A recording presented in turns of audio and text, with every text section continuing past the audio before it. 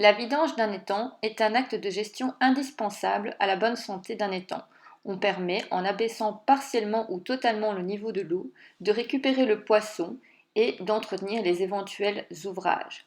La vidange d'un étang doit être réalisée tous les 3 à 4 ans. Pourquoi est-ce qu'il est indispensable de vidanger un étang? Il faut tout d'abord savoir que toute évolution naturelle d'un plan d'eau, que ce soit une mare ou un étang, a tendance à se refermer et à s'envaser. C'est tout à fait normal lorsqu'on considère la quantité de végétaux et d'animaux qui vivent dedans. Lorsque ces animaux et végétaux vont mourir, leur matière organique va se déposer au fond de l'eau. Le niveau d'eau va donc progressivement diminuer, le plan d'eau va s'envaser. Parallèlement à ça, vous allez avoir la végétation en bordure de l'étang ou du plan d'eau qui va avancer progressivement vers le plan d'eau et donc le refermer. Ce phénomène tout à fait naturel se nomme atterrissement.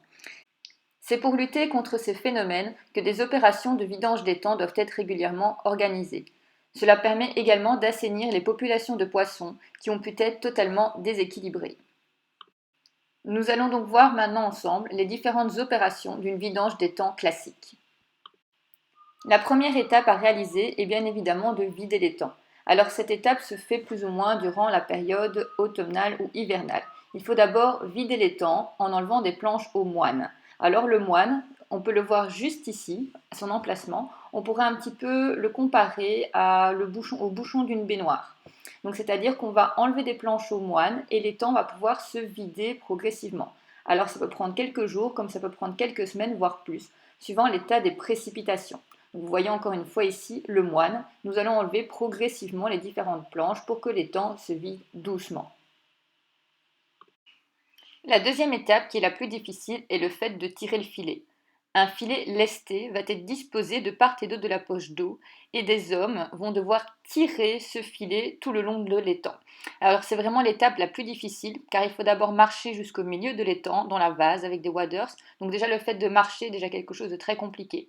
Puis après il va falloir tirer le filet tout le long, parfois jusqu'à 2, 3, 400 mètres suivant les étangs.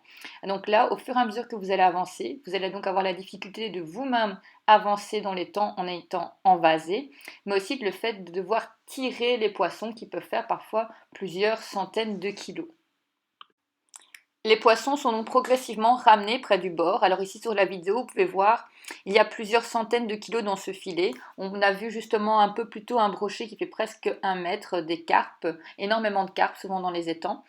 Et ce filet doit être tiré parfois 3 à 4 fois par jour, parfois durant plusieurs jours, suivant la superficie des étangs à vider.